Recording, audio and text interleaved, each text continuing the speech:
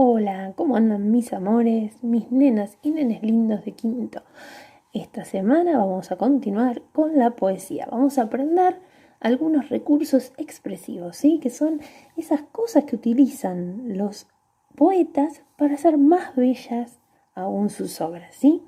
Estuvimos viendo los textos poéticos en detalle. Vamos a repasar rapidísimo, volando, todo esto que estuvimos viendo para que lo tengas bien fresquito.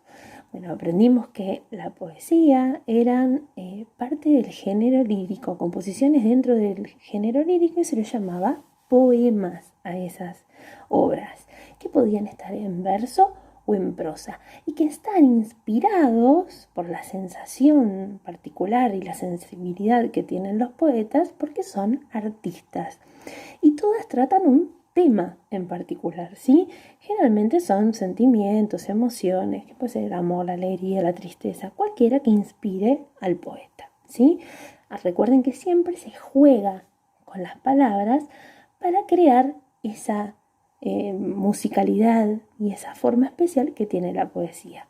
Pero también una forma especial de la poesía es su estructura, que podía estar, como dijimos, en verso o en prosas.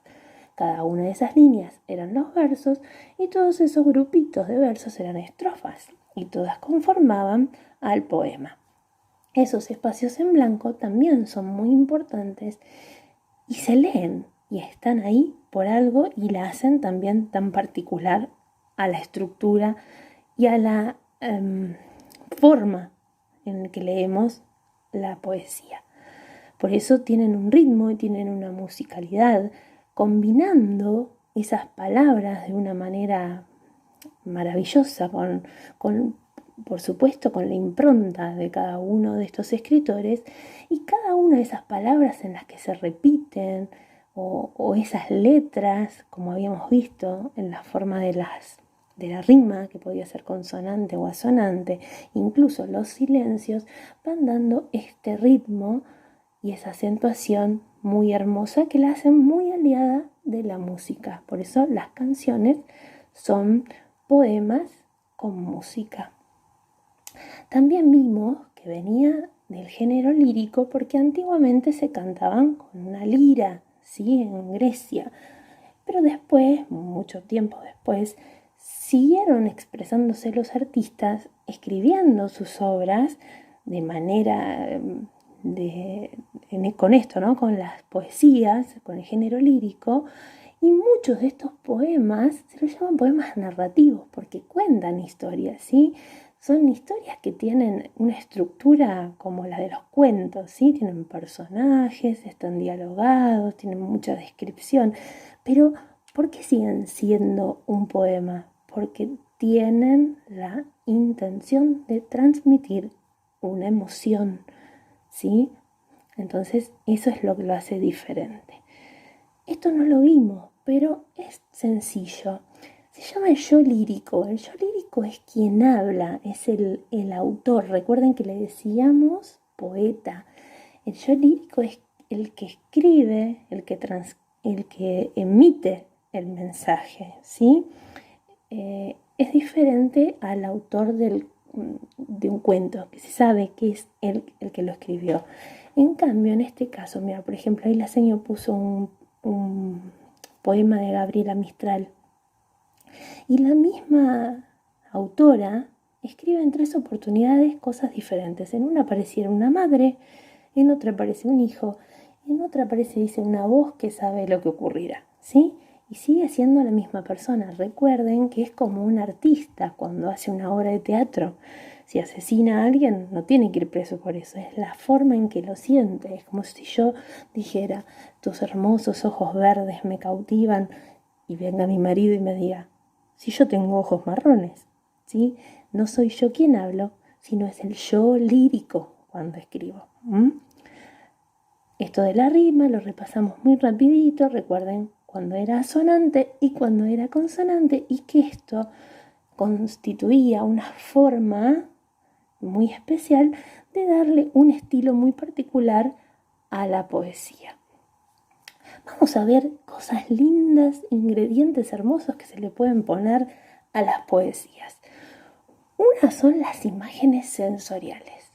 bellísimas las imágenes sensoriales, porque cuando vos escribís esas oraciones, tenés que tratar de ponerle todos tus sentidos. Entonces, como tenemos 5, tenemos que tratar de que el que está leyendo o escuchando el poema pueda percibir todo, como si estuviera ahí, como si lo estuviera oliendo, como si lo estuviera degustando, como si lo estuviera escuchando, usando todos tus sentidos. Trata de que el otro también los pueda activar, ¿sí? Esas son imágenes sensoriales. La personificación es un ejemplo de darle características humanas a los objetos, a los animales, ¿sí? ¿Con qué finalidad? De que vos enseguida te venga una imagen mental a la cabeza, como estuvimos viendo hasta ahora, y veas en esos objetos sentimientos, actitudes y cosas que le pasan a las personas. Entonces vos podés tener empatía. Ahí, por ejemplo, dice, los árboles lloran en otoño, y vos podés sentirte como un árbol. Cosa rarísima, pero eso es el arte de la poesía. Las estrellas nos miraban mientras la ciudad sonreía. ¿Las estrellas pueden mirarte? ¿Tienen ojos? No, claro que no. Pero nosotros ya estamos aprendiendo un lenguaje metafórico. Entonces esto, recordá que no es una metáfora, sino una personificación, porque se le está dando una atribución, un atributo de algo humano a un objeto. La comparación es otro recurso, otro ingrediente que tienen los poetas para escribir. La comparación hace que vos puedas, como dice la palabra, comparar dos objetos utilizando el nexo comparativo como o cual, ¿sí? Para que vos enseguida puedas remitirte a dos imágenes parecidas. También similar a la metáfora, pero te vas a dar cuenta porque tienen esa palabrita ahí en el medio que está subrayada como sus ojos eran como dos luceros. Entonces vos enseguida vas a pensar en sus ojos y cómo también son los luceros. Está hablando de la luz que iluminan su camino, ¿sí? Quiere decir que le dan vida a su camino, que le dan claridad, que se lo hacen más fácil, ¿sí? Cuando hay luz, todo es más fácil. Bueno, esas comparaciones son otro recurso de la poesía. Tan hermosa como una rosa, la arena tan caliente como el sol que la saludaba. Ves que esa palabrita enseguida nos ayuda a descubrir que es una comparación. Ahí es lo mismo que te decía antes, no la confundas con una metáfora. Enseguida te vas a dar cuenta porque está ese anexo que te va a ayudar a descubrirlo. Nosotros estuvimos viendo ya lo que era denotativo y connotativo, metafórico y literal, así que todo esto te tiene que ir llevando a entender todo este recurso, todos estos elementos que tienen los poetas, qué rico es, porque lo que tienen de bueno es que quieren transmitir sensaciones, ¿no? Entonces lo empezamos a hacer en otras clases jugando. Por ejemplo, cuando decíamos que tenía el corazón roto, no quería decir que su órgano vital estaba dañado, sino que era una sensación provocada a sus emociones, ¿no? Como que, no sé, un desamor o algo así se lo pudo provocar. Entonces ese lenguaje nos fue llevando a entender lo que quería decir una metáfora. Pero nosotros estamos hablando de una poesía, y la poesía, como les decía, tiene que tender a emocionar, a transmitir sensaciones. Entonces, si yo digo, mi hermano tuvo una caída en la bicicleta y vio las estrellas, yo no veo la emoción, para nada, hasta, no sé, es trágico, incluso podría ser gracioso si no le pasó nada. Ahora, ¿qué pasa con la otra? Yo digo, las estrellas son las cicatrices del universo. Es bellísimo.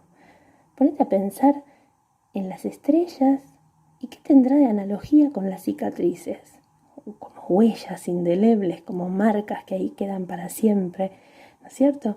Entonces, ves que es poético, ves que es bello, ves que transmite una sensación. El otro, aunque use una metáfora, aunque esté usando un lenguaje metafórico, no tiende a crear belleza. No hay arte en ese tipo de escritura. ¿Se entiende? Veamos algunos ejemplos de metáforas, ¿sí? Si yo digo, cuando aparezcan los hilos de plata en tu juventud y me estoy refiriendo a los cabellos canosos, no es lo mismo decir que tengo el pelo canoso que decir que tengo hilos de plata. Ahí hay belleza, ¿se entiende también? Bueno, veamos algunos ejemplos. La señora les mandó poemas, pero ustedes lean. Lo que mejor les va a hacer para saber esto es leer.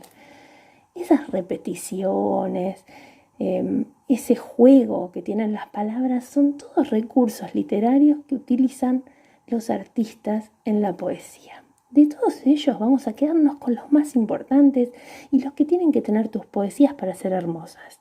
Metáforas, comparaciones, repeticiones, porque refuerza la idea, ¿sí? Si yo repito, como en la anterior, mira, amo cada instante, amo cada sonrisa, amo, ¿ves que te das cuenta que estás repitiendo que es la fuerza esa, ¿no? Del amor? Y en el otro caso se llaman hipérboles, tienen otros nombres, no nos vamos a complicar, pero esas exageraciones hacen que yo pueda entender mucho más lo que el autor quiere decir y me llegue rápidamente. Recuerda también la importancia de las imágenes sensoriales. Eso es súper importante. Veamos una cosita más. El objeto lírico es la cosa, animal, persona, objeto, algo que a vos te inspire para escribir.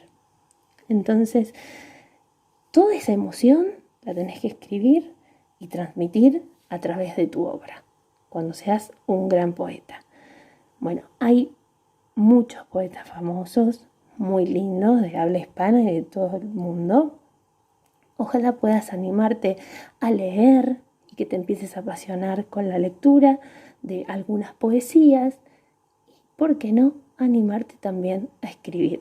La enseño con todo gusto, le encantaría recibir alguna de tus producciones y siempre abiertos a conocer nuevas cosas y, por supuesto, de todas las cosas más importantes es conocerse a uno mismo, conectarse con sus sentimientos, con sus emociones y, ¿quién te dice?, volcarlas en un papel de manera poética, ahora que sabes un montón de cosas sobre poesía.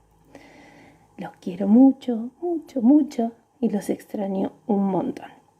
Un beso muy grande de esta señora que los ama.